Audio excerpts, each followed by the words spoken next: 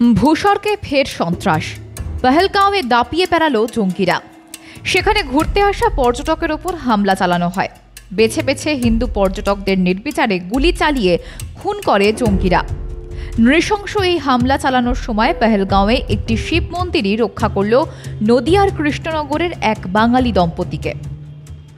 তাদের সেই ভয়াবহ অভিজ্ঞতার কথা শোনালেন সুদীপ্ত দাস ও দেবশ্রুতি দাস নামে কৃষ্ণনগরের ওই দম্পতি।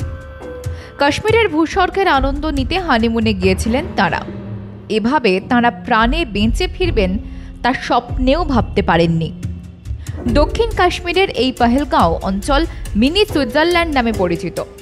প্রতি বছর এখানে ভিড় জমান দেশ দুনিয়ার নানা প্রান্ত থেকে আসা পর্যটকেরা। সেখানেই সুদীপ্ত বাবুদের যাওয়ার কথা ছিল। কোনো কারণে সেই পরিকল্পনা বাতিল করেই পাশে একটি শিব মন্দিরে গিয়েছিলেন তাঁরা। মন্দির থেকে বের হতেই জঙ্গি হামলার কথা জানতে পারি, বললেন সুদীপ্ত বাবু। আমরা তখন পেহেলগামে ছিলাম, তো ঘটনাটা ঘটেছিল মিনি সুইজারল্যান্ড বলে একটা জায়গায়। তো আমরা ওই জায়গাটা জাস্ট ওই মুহূর্তে ক্যান্সেল করে পাশে একটা শিব মন্দির আছে, সেই শিব মন্দিরে যাই। সেই সময় শুনতে পাই ওইখানে ওই ইনসিডেন্টটা ঘটেছে। এরপর হতাহত বা বুলেটের আওয়াজ পেয়েছিলেন? না, আমরা শিব মন্দিরের ভেতরে কোনো বুলেটের আওয়াজ পাইনি। আচ্ছা, এবং ওখানকার যে ঘটনাটা ঘটেছে, যে একটা মহিলা কাজ যে দেখা যাচ্ছে, সেক্ষেত্রে কি আপনারা চিনতেন, তাদেরকে দেখেছেন পর্যটক হিসাবে? পর্যটক হিসাবে আমরা দেখেছিলাম ওনাকে, ওনার হাজবেন্ডের সাথে রিল বানাতে দেখেছিলাম। সোনমার্গে যখন আমরা গেছিলাম তখন দেখেছিলাম। কতটা আতঙ্কে রয়েছেন এখন? এখন আমরা দেখুন, প্রথম অবস্থায় ভিডিওগুলো দেখে আমরা ভয় পেয়ে গেছিলাম, কিন্তু এখন আমরা যার বাড়িতে আছি তার দায়িত্বে আছি, যেহেতু এখন একদম সেফ এবং সিকিওর ফিল করছি। এখন অতটা ভয় লাগছে না। হ্যাঁ, ভয় তো কিছুটা আছে, কিন্তু এখন অতটা ভয় লাগছে না, কারণ তারা খুব ভালো এবং আমাদের পুরো সাপোর্ট করে আমাদের নিজ দায়িত্বে সেফলি রেখে দিয়েছেন। এই জন্য কোনো ভয় লাগছে না এখন।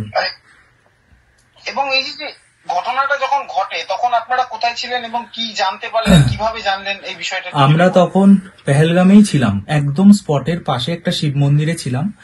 তো আমরা তারপর ওখান থেকে বেরোনোর পর আমার কিছু বন্ধুর মেসেজ পাই এবং ওখানে লোকাল সোর্স থেকে জানতে পারি এখানে একটা এরকম অ্যাটাক হয়েছে।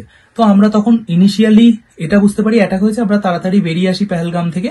তো আস্তে আস্তে আমার কাছে কিছু ভিডিও আসে, সেগুলো দেখে আমরা তখন একটু ভয় পাই এবং দেখতে থাকি যে ওখানে পুরো আর্মি একদম পুরো ঘিরে নিয়েছে এবং টোটাল কন্ট্রোল করছে আর্মি ওখানে, পুরো যাতে একদম সেফটি ঠিকঠাক থাকে তার জন্য পুরো তারা ব্যবস্থা নিচ্ছে। এখানকার মানুষ খুব সহযোগিতা করেছে এই ধরনের হামলার বিরুদ্ধে। এখানকার মানুষ আসলে ভূস্বর্গে এই ধরনের ঘটনা ব্যবসার ক্ষেত্রে অনেকটাই ক্ষতি করছে বলে সেখানকার ব্যবসায়ীরা জানিয়েছেন, বললেন কৃষ্ণনগরের সুদীপ্ত বাবু। সেখানে যারা লোকাল তারা প্রচুর হেল্প করেছে। তারা শুধু এটাই বলছে যে এই ইনসিডেন্টের ফলে আমাদের বিজনেসের খুব ক্ষতি হয়ে গেল। তারা সবাই এটা বলছে যে আমরা তো সবসময় চাই আপনাদের পাশে থাকতে, আপনাদের ভালোবাসতে, আপনাদের সাথে আছি, কিন্তু এটা যারা করে তারা হচ্ছে ঠিক না, এটাই বলছিল। ঘটনার পরেই ভিডিও দেখতে পেয়ে আতঙ্কিত হয়ে পড়ি। বিশেষ করে সোনমার্গে এক দম্পতিকে দেখেছিলাম। জঙ্গিরা তাঁদের ওপর হামলা চালিয়েছে, স্বামীকে গুলি করে খুন করে দিয়েছে, বললেন সুদীপ্ত বাবুর স্ত্রী দেবশ্রুতি দাস। ভিডিওগুলো দেখে আরো আতঙ্কিত যে আমরা যদি সেই স্পটে যেতাম আজকে, মানে আমরা ক্যান্সেল করেছি, তাই নাহলে তো আমাদেরও যাওয়ার প্ল্যান ছিল। সত্যি কথা বলতে আমরা 8 দিন আজকে কাশ্মীরে আছি। প্রথম থেকে ভীষণ, মানে সব জায়গায় ভীষণ ভালো মানুষজন, ভীষণ হেল্পফুল। মানে কাশ্মীর জিনিসটা ভয়ের জায়গা নয়, কিন্তু আজকে এই ঘটনাটা শোনার পরেও যত না আতঙ্কিত হয়েছি, ভিডিওগুলো দেখার পর খুব খারাপ লাগছে। ওখানে চেনা ফেস যাদেরকে দেখলাম সোমবারে সেদিন, তাদের মধ্যে একজন মারা গেছে। এই জিনিসটা ভীষণ একটা শকিং একটা ব্যাপার আর কি। মানে এইটাকে মেনে নিতে খুব কষ্ট হচ্ছে।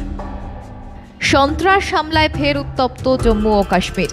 মঙ্গলবার সন্ত্রাসবাদীদের নাশকতার সম্মুখীন উপত্যকায় ঘুরতে যাওয়া বেশ কিছু পর্যটক। স্ত্রীর সামনে স্বামীর প্রাণ এবং সন্তানের সামনে বাবাকে গুলি করে প্রাণ কেড়ে নেয় ঘাতক জঙ্গিরা। গত কয়েক মাস ধরে উপত্যকার নানা প্রান্তে চিরুনি তল্লাশি করে জঙ্গিদের খতম করে মেরেছে সেনা ও পুলিশের যৌথ বাহিনী। এবার সেই আবহে কি তবে নিরীহ পর্যটকদের হত্যা করে সেনার বিরুদ্ধে পাল্টা জেহাদ ঘোষণা করল সন্ত্রাসবাদীরা? তবে এই হামলার পর ভূস্বর্গে ঘাতক জঙ্গিদের বিরুদ্ধে কড়া জবাব চাইছে কাশ্মীর থেকে কন্যাকুমারী। ব্যুরো রিপোর্ট, মাধ্যম।